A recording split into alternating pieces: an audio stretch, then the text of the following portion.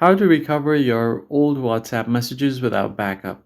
Hey guys, welcome back to the channel. In today's video, I'll show you how you can easily recover your old messages on WhatsApp without backup. Let's just get started. So first thing you need to do here is find your file manager, tap on it and go to My Files.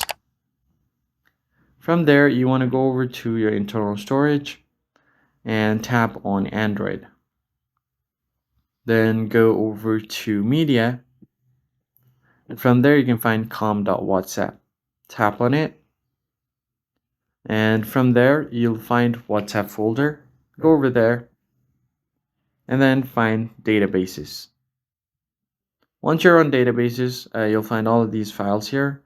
Long press on it, copy all of them, and then you're going to have to move them. So just tap on copy down below. Now you can just go over to Android, Media, com.whatsapp, WhatsApp, and then backups.